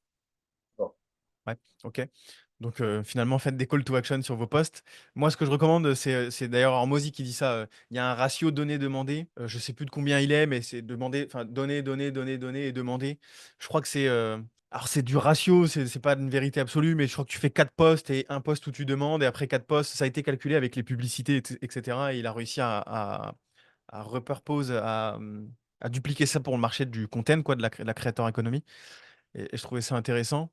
Mais pour aller un petit peu plus sur ce détail marketing, comme toi tu l'as fait, création de contenu ou page de vente, ou création de contenu ou un groupe, ou création de contenu ou engagé avec les gens, ou création de contenu ou lead magnet et après page de vente, et après Calendly. Enfin, des stratégies, il y en a plein. Et la tienne a très bien marché parce qu'elle est simple, parce que le produit il est simple à comprendre, parce qu'il est pas cher, parce qu'il est abordable. Il est en corrélation finalement avec qui tu es dans ce monde de l'IA en fait, hein. Les gens ils veulent vendre beaucoup alors qu'ils sont personne et ils veulent un truc très gros, mais il y a un moment où il n'y a rien qui colle, c'est pas cohérent. Donc super intéressant. Ce qui est un poil dommage, c'est que le but de ce podcast, c'est de parler des échecs et que finalement, il n'y en a pas tant que ça. Et tant mieux, hein, attention, hein, tant Ça va mieux. arriver, hein. C'est pas forcément arrivé, mais pour l'instant. On refera un petit update dans un an, Ouais. voir comment ça s'est passé. Ok, et pour aller tout doucement vers la fin, j'avais posé cette question aussi à Mélissa en lui demandant qu'est-ce qu'elle pense un petit peu. Alors, deux questions. La première, c'est Est-ce que tu vois un avant, ça fait pas assez longtemps, mais enfin, quoi que, mine de rien, il y a déjà à peu près 6 mois qui se sont écoulés. Est-ce que tu vois un avant-après sur le marché? D'un point de vue concurrence, on en a parlé en off. Est-ce que tu vois que les gens sont un peu plus hypés par le sujet? Est-ce qu'il y a un peu plus de demandes? Donc, garde cette petite question dans ta tête. Et la deuxième, c'est du coup, comment tu vois l'évolution de ce marché de la IA, de l'IA et de ce business, quoi? Alors, bon, déjà, moi, je pense que c'est un marché qui est en plein essor, qui est à son tout commencement. Je pense qu'il y a eu une vague de hype l'année dernière, on a eu les early adopteurs de l'IA. Tout le monde Voilà, s'est cassé la gueule. à tout le monde s'est cassé la gueule. Mais là, en fait, je pense, enfin, ça fait un peu une courbe de hype, hop, ça redescend, et là, on est dans la phase remontée. Pour ceux en audio, voilà, imagine une courbe qui remonte. Et donc, je pense qu'actuellement, voilà, donc comme la courbe remonte, on est vraiment au tout début, aux prémices de ce business. Il y a de la place pour tout le monde. Il y a énormément de niches. Même si c'est pas ce que je conseillerais de se nicher dans un premier temps, hein, essayez de faire ce qui vous plaît et puis vous nicherez dans un second temps parce que bah, au début, on ne sait pas quel client va toucher et bah, autant prendre ce qui vient et puis on apprendra sur le tas. Et donc, voilà, donc il y a énormément de gens qui en ont besoin parce que, en fait, moi, je trouve qu'il y a un côté obligatoire pour les entreprises à adopter l'IA, dans le sens où l'IA, elle est moins chère qu'un être humain, elle permet de faire plus de tâches qu'un être humain, elle permet de ne pas se tromper et, du coup, de gagner plus d'argent. Ce qui fait qu'une entreprise, elle va dépenser moins d'argent pour gagner plus d'argent. Et de l'économie actuelle qu'on a en France et dans le monde, qui est du coup une économie de revenus, hein, de profit, en fait, l'IA, elle est obligatoire pour toutes les entreprises parce que si elles ne l'adoptent pas, en fait, elles vont se trouver coulées par celles qui l'adoptent parce que celles qui l'adoptent auront des meilleurs processus, elles seront bien plus efficaces et les clients seront bien plus satisfaits en allant vers ces boîtes là-bas grâce à l'IA. Et donc, moi, je pense que il faut se lancer là-dedans, c'est important, soit à titre professionnel, soit à titre personnel pour sa boîte, parce que bah, plein de métiers vont pouvoir être supprimés à cause de ça, hein. D'ailleurs, enfin, moi, il y a un chiffre que j'ai trouvé absolument aberrant, qui est donc sur une boîte de com en Nouvelle-Zélande, je crois, non, pas en Nouvelle-Zélande, en Hollande, je crois, quelque chose comme ça, une grosse boîte avec plus de 1500 personnes qui font justement qu'ils appellent des gens, comme les gens Orange actuellement, par exemple, qui nous appellent pour venir marcher. Donc là, ils ont fait un test sur 2 mois. À la place qu'il y ait des gens comme ça, ils ont mis quoi? Des IA. Résultat de l'étude, 1500 personnes vont pouvoir rentrer chez eux tranquillement. C'est assez terrible qu'en conclusion, mais en fait, ça montre l'importance de l'IA actuellement, de se former si on veut ni perdre son métier ou gagner plus d'argent grâce à l'IA. Il faut l'adopter dans son quotidien, c'est extrêmement important. C'est d'ailleurs, je pense, l'une des choses les plus importantes, même s'il y a un mais, et on y vient assez rapidement, c'est que l'IA, c'est super, nos métiers ils sont super et tout nouveaux, il y a énormément de possibilités et énormément de parts de marché, mais avec les nouveautés grandissantes de l'IA de jour en jour, et du coup l'arrivée de l'AGI. L'AGI, qu'est-ce que c'est? Si on résume simplement, ça va être tous les cerveaux humains, on les rassemble sous un seul cerveau, puis on fait x10 de cette capacité neuronale, bah, ce serait l'AGI. Et donc ça, le problème, c'est qu'actuellement, les prévisions seraient pour 2027. On est en 2024. L'AGI, ça permettrait de remplacer en fait tous les métiers qui ne seraient pas sentimentaux. Donc, ça fait peur. Beaucoup de métiers. Si on fait un calcul. Donc voilà, je pense que c'est très important de se lancer dans l'IA, en tout cas de la comprendre, de s'en servir au quotidien pour améliorer ses process. Et je me souviens plus des questions, mais Bah, la première, c'était qu'est-ce que tu penses du marché dans lequel nous, on est par rapport à la concurrence, par rapport au momentum, etc. Donc, tu y as un peu répondu. Je vais paraphraser ce que tu dis, mais il y a beaucoup de place, il y a une hype, elle est en train de remonter. Elle est beaucoup plus sérieuse et beaucoup plus éthique, cette nouvelle hype d'ailleurs. Elle est beaucoup plus, ça sert à rien de mettre de l'IA partout, à tout prix, faites-le intelligemment. On automatise quelque chose qui marche déjà, plus ou moins. Elle est beaucoup plus saine, je trouve, cette nouvelle hype. Et c'est important d'ailleurs, ça a fait le tri de tous ceux qui se sont lancés, qui ont écouté les autres guignols sur YouTube, qui ont voulu allumer tout le monde avec des templates à la con. Et donc la deuxième question, c'était l'avenir un peu de l'IA, mais c'est pareil, tu as commencé à y répondre. Si ça peut t'aider à répondre, moi je vois un truc, et c'est souvent ce que je dis d'ailleurs en rendez-vous, c'est que l'IAA, je le considère comme un premier step qui va te permettre de faire du cash flow, qui va te permettre de comprendre les automatisations, de comprendre l'IA et de vendre tes premiers services. Je vois le deuxième step comme potentiellement un SaaS. Tu as vendu 15 automatisations, il y en a 7 qui se ressemblent, tu peux potentiellement le productiser en codant une interface en dur devant, quoi. Et je pense que le troisième step, et ça va peut-être te donner un axe de réflexion, un axe de réponse. Le troisième step, c'est que l'IA, elle est en train de devenir de plus en plus puissante, que pour moi, le prompt engineering, et toutes ces choses-là, ça va potentiellement mourir parce que demain, l'IA, on pourra lui donner une phrase et elle comprendra parfaitement ce qu'on attend d'elle parce qu'elle est ultra entraînée. Et donc, je pense que la troisième étape, c'est que ce sera très accessible. Mail, qu'on va lui donner une phrase, il va nous faire le scénario. Il y a déjà une bêta d'ailleurs. Euh, et, euh, et ce qui fait qu'en fait, nous, en tant qu'acteurs du marché IA, notre rôle, il sera de conseiller et pas forcément de créer. Oui, je suis complètement d'accord. Ça, c'est exactement là-dessus que ouais, ça appartient d'expliquer aux entreprises comment l'implémenter, en fait, de donner les idées qu'on a déjà réfléchi nous en interne comme acteurs d'IA pour voilà, disons, focus ces entreprises sur des Ouais. cas d'usage quotidiens en fait et vraiment les assister là-dedans. Donc oui, après, ça va vraiment se transformer sur un business de formation, si on peut appeler ça, mais donc vraiment d'expliquer à tout le monde comment s'en servir parce que c'est crucial. Ouais, je pense que c'est ça. Moi, je vois vraiment le truc de, on a une boîte de consulting, ça fait des années qu'on fait Ouais. ça. Ça fait des années qu'on fait ça. Il y a une boîte qui nous sollicite. Elle aura les compétences parce qu'il en faudra plus en fait des compétences pour créer, enfin l'aspect opérationnel. Par contre, elle saura pas où l'utiliser, avec quel outil. Et nous, on arrivera, on dira bah avec cet outil, tu peux faire ça. Petit tuto rapide, mais tu pourras le faire toi-même. Avec tel outil, tu pourras faire ça et ça et ça et ça et ça. Je le vois vraiment comme ça. Et donc ouais, t'as raison, c'est de la formation hein, finalement, plus consulting mais formation quoi. Un peu un mix des deux quoi. Donc voilà. Est-ce que tu as un petit mot de la fin à nous donner? On peut te suivre où déjà pour la première chose? Sur Attends, LinkedIn? sur LinkedIn, hein, Gabriel Burger, je m'appelle, c'est très simple. Voilà. Et Ça doit être facile. après voilà, non, j'ai pas d'autres réseaux sociaux pour l'instant. Je pense me lancer sur YouTube assez rapidement parce que je préfère le contenu qu'on peut puisse mettre dessus. On peut rentrer plus dans le détail, etc. Donc je trouve ça plus intéressant. Et après, bah voilà, pas d'autres. Pas spécialement le mot de la fin? Ouais, je vais t'épargner. Un dernier truc, ce que tu peux faire, c'est que j'ai tous les conseils là qu'on a dit, etc., sur créer son premier business, etc.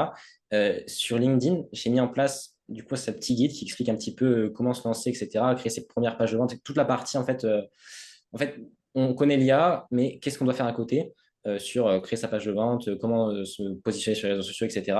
J'ai créé un petit guide qui est complètement gratuit et qui recense en fait ces petits conseils-là à l'écrit simplement. Peut-être que tu peux partager ça comme ça. Ils peuvent regarder. Ouais, de toute façon, je mettrai enfin, j'allais dire tous tes réseaux, ton LinkedIn dans la bio, il sera dans la description plutôt que dans la bio, pardon. Donc ouais, effectivement, je j'ai pas cliqué dessus encore, mais j'ai vu que tu avais dans ton dernier post ou l'avant-dernier que tu en avais parlé. Donc ouais, vous pouvez aller voir ça. Ça fait toujours des ressources en plus, du savoir en plus. Non, mais et puis c'est tout. Merci d'être venu. Merci de nous avoir partagé ton beau parcours. Félicitations encore, parce que c'est beau, franchement. Et puis les gars, abonnez-vous. N'hésitez pas à laisser un petit commentaire, à donner votre avis sur le parcours de Gabriel. N'hésitez pas à aller le follow sur LinkedIn, même si vous n'êtes pas forcément sa cible, ça donne toujours de la force et ça augmente le reach.